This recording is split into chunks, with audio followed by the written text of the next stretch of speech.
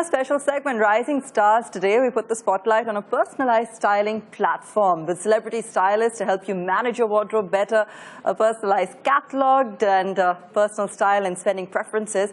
StyleCracker is every woman's dream come true. To discuss what's working for them and their plans going forward, Dhimaan Shah, co-founder and managing director, joining us on the show today. Thanks so much for being with us. Of course, it's a pleasure.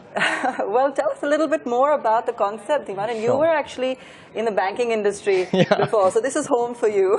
This is, but I've moved over to the dark side now. You have. So how did that transition happen? So it was, you know, I worked in New York. I was an investment banker there.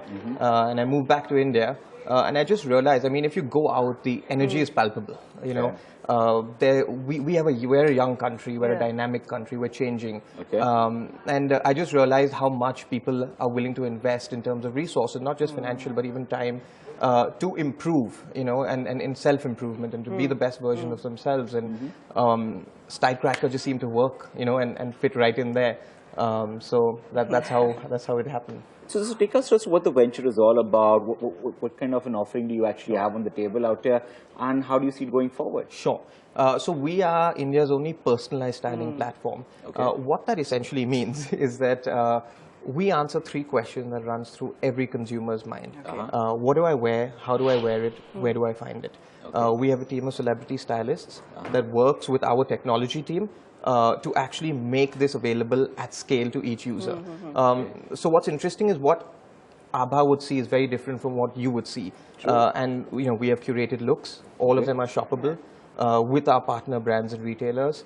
We have a live chat with our celebrity stylists, and we have brands that you know, are reviewed by us. Our consumers rate them. So it's a very, very integrated ecosystem that comes together in a very personalized manner for the consumer. So what's the revenue model? I think you already have, actually tell me how many brands you have on board already. I don't want to take the number wrong, but you know, you already have quite an extensive base. And does the revenue model work on commission from the brand signing up with you or through advertising? How Absolutely. Does it work? So it's in a couple different ways. One is, of course, our brands pay us to be on our platform. And after that, the more scalable model, of course, is that we get a percentage of every sale that we are responsible for.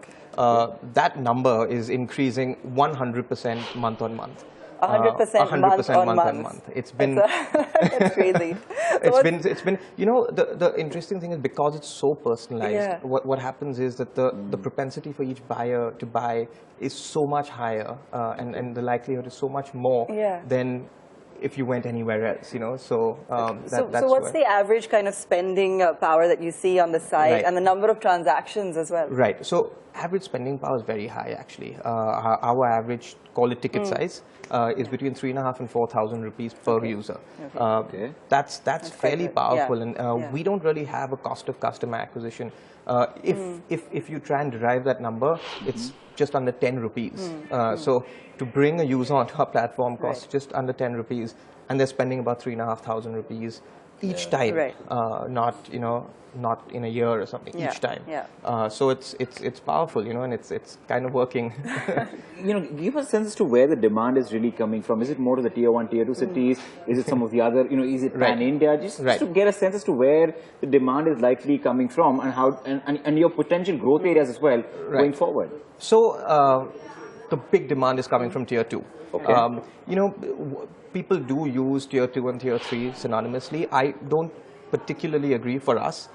Tier 3 is still a few years away from coming into where we want to be, but tier 2 is a massive market. I think that's where the battle is going to be won for us. Metros is, of course, giving us a huge demand, but tier 2 and metros is our focus over the next 12 to 18 months, and then we will start looking at tier 3 as our next frontier.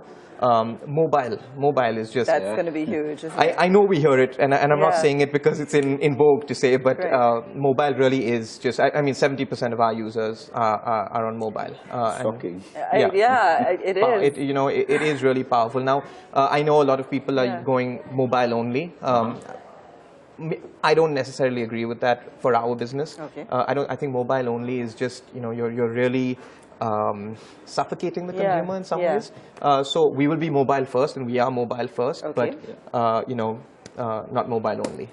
So give me a sense, Dhimaan, of your target audience as well. Because if someone's coming online and spending $4,000 per transaction, and we're looking at repeat customers, of course. You know, what is the kind of profile, and also is that growing? Are you also looking to perhaps at some stage expand to menswear, for instance? You hit the nail on the head. I'll actually answer that. I think there are multiple dimensions to that. Our target audience was 22 to 35, women in the age group of 22 to 35. They come from metros and they come from Tier 2 towns. Tier 2 towns have as much, or Tier 2 cities have as much, if not more, spending power than people in big metros, simply because the cost of living is much lower. So that was our target. What we realized is that very organically, that 16 to 21 age category started using us very aggressively. Of course, their per ticket spending power is slightly lower, but it's become a massive segment for us, in addition to our core user base of women in 22 to 35. We are now going to be launching for men's very soon, very shortly. I mean, we get about anywhere between 35 to 40 requests a day from men through email, because they realize when they start to begin the sign-up process that it's not for men, and we say it, but you know, so we believe it's a big segment for us. We believe fashion is you know, a very growing. And again, like I said, you know, initially that self-improvement, right, is not just women. Men too want it, need it, and there's a massive demand. Absolutely. You know? So fair enough. That's a valid diversification there as well. But in terms of technology, in terms of innovations going forward from here, what else is lined up? Because, you know, as you said, you've been raising money in the last couple of years. You had some success in the local market as well. What kind of plans, if you can share your growth potential going forward? Sure. Most of our focus when it comes to innovating, when it comes to technology, will be in the mobile space. Personalization. You know, we are all about personalization. We have a great team of celebrity stylists. Some of the most famous stylists in the country work with us. Taking their intelligence, you know, amalgamating it seamlessly with that technology and taking it out at scale is something that we do day in and day out. So there'll be huge focus on innovating on mobile. You know, giving the user a more seamless experience, a much more personalized experience. We have some really interesting software we'll be rolling out in the next month or so, but my team will kill me. I would love to share it with you. I'm the most excited about that. That's a teaser for us. I'm going to have you back next month. I keep talking about it. Yeah, I would love to, but I keep talking about it, and every time, like if anyone else from my team was here, I'd get a slap on my knee and say, "Be quiet, Dhimaan." So, but we have some really interesting things coming. Well, we can feel the excitement there, Dhimaan. But just before we let you go, you know, because we have a lot of aspiring entrepreneurs as well that tune in, and just a sense for them as to things to keep in mind. You've also, you know, not only been building a business, but also interacting with investors. Any tips that you have for aspiring entrepreneurs? You know, I think there are three things. Investors are important, but at least I don't build a business keeping in mind what an investor would want or wouldn't want. There are three things that we keep in mind, and we eat, breathe, sleep.